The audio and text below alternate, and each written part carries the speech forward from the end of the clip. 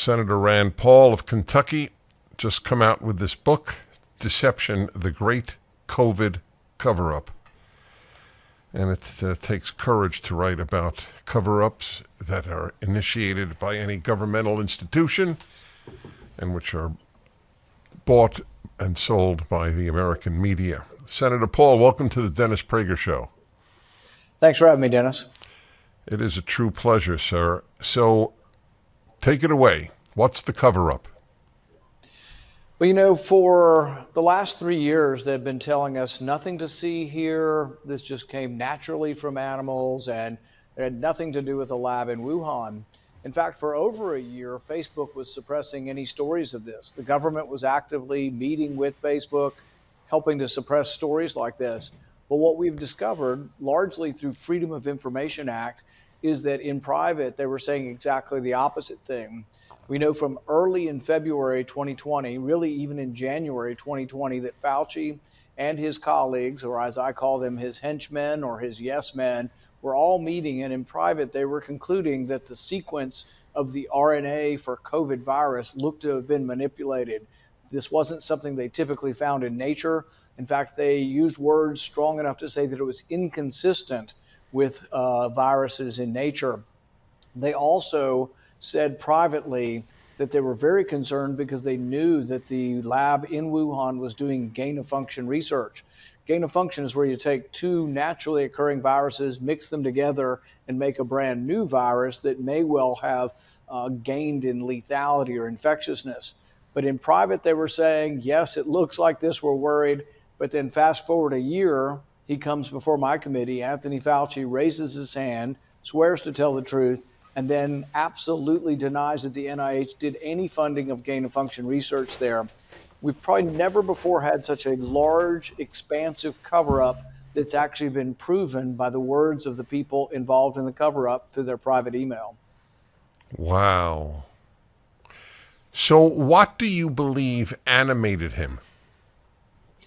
You could say that he believed that we could develop a vaccine that would cure all coronaviruses, and that's why he was supporting this research. You can go back to 2012 when there'd been a controversy over the avian flu, which has a 50% lethality, and scientists were creating it and making it aerosolized and easier to spread among mammals.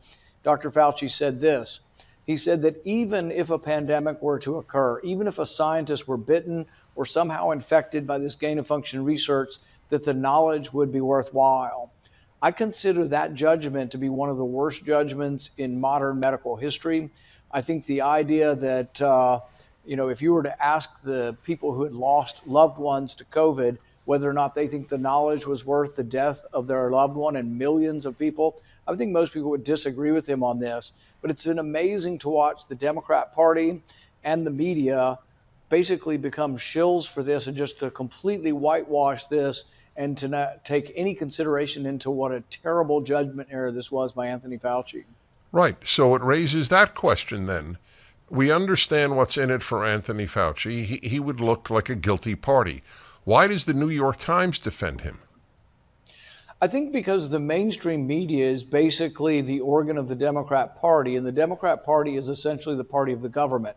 They are the party that defends all things government, but they also defend a philosophy that where everything should be centralized and that you bring together experts who know more than the common man. It's a philosophy of elitism that basically government can do no wrong. And if you criticize government, you're criticizing the prevailing party of government, which is Democrat. So they've been largely unified in this. It is, to me, shocking, though. I've been to at least a dozen hearings led by Democrats where they're investigating whether the plastic in your water bottle causes cancer, which I think is a ludicrous notion and not true, and yet dozens of hearings. They haven't had one hearing on COVID. We know millions of people died, and at least half of the scientific community or more now believes it came from the lab, and yet they don't want to have any hearings on this. So it does boggle the mind how much they lack curiosity and wanting to come in to the origins of this. And to me, it's not just about culpability. It's not just about punishing Anthony Fauci. It's about trying to prevent this from happening again. Well, there's a much greater danger to the country than Anthony Fauci. It is that one of the two major parties of the country and virtually every medium in the country is prepared to cover up the reason, if that's fair to say, the reason for millions of deaths. Yeah, and this is very worrisome. And I've said to people over and over again that this not only applies to the origins, but applies to the lockdown as well. And Anthony Fauci, if he were simply a family doctor in Peoria, you could accept or reject his opinions. But once he was elevated to this titular spot where he is making all of these decisions, his decisions cascade down to governors and down to individuals. And think about it, if you own a hotel and Anthony Fauci has said that everybody should wear a mask till the end of time, you're worried that you'll be sued because now this authoritative figure in government is saying we have to wear a mask. So Anthony Fauci says, oh, I didn't pass any mandates. I don't pass any laws. And yet the edicts from his position trickled down and became edicts that prevented people in my state from going to church. That's right. Does your book, and there's no question I'm about to read it, does your book cover up?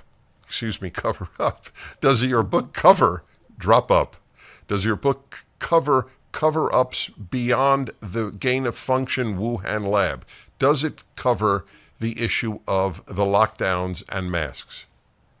Yes, lockdowns, masks, as well as the vaccine. I would say the main thrust is the cover-up of the origins of it that continue to this day as I continue to seek records. But we also do talk about the vaccine. And one of the things with the vaccine that a lot of people don't know is when it came about that they were recommending a vaccine booster, a third booster, the left and the mainstream media says, oh, conservatives and these flat earth people don't want to follow the science. Well, the FDA committee that was approving the booster approved it, but said it should only be given to those at risk, 65 and older. The CDC committee said the same thing.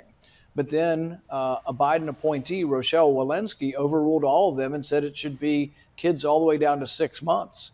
So when Fauci came before my committee, I said, does it prevent transmission for children? He said no. And I said, does it prevent hospitalization or death for children? He says, we don't know. We don't have enough data. And I challenged him because they do have the data. Without the vaccine, deaths among healthy children is essentially zero. And with the vaccine, it's zero. They can't prove an improvement because already kids don't die from this disease. Healthy kids don't die from this disease. And I said, you approved this not based on efficacy of lessening hospitalization, transmission, or death. You approved it because you said, oh, if we give kids a vaccine, they make antibodies. And it's like, I could give kids 100 vaccines. I can give your kid 1,000 vaccines. They make antibodies every time. That is the basic immunology, which basically replicates infection, that your body will respond to something foreign we inject in it. That doesn't mean you need 1,000 vaccines. It should have to either prevent the transmission of the disease or prevent you from getting sick. If it doesn't either one of those or neither one of those, what in the world, The interesting thing is, though, is they think they're so smart and they're elitists and they're smarter than all of us. But look at the statistics. Very few people are getting it now. And so the vaccine manufacturers are all whining and the government's buying their vaccine from them because most people are not inoculating their kids because they're actually smarter than government. And then they opine and say, oh, you've caused all these deaths because of vaccine hesitancy. Actually, it's not true. Over age 65, 97% of people got vaccinated. Most of them voluntarily because it wasn't required. It wasn't required for work because most of these people were retired. Most people chose to get it because they saw the news report that older people were most prone to die from this disease. And so really, I think actually people are pretty smart. Most people retired got the vaccine and most younger people didn't. But the government's never content with allowing you choice, medical choice. They want to insist that you buy this thing, which in the end makes them look like salesmen for Pfizer and Moderna and less like objective scientists.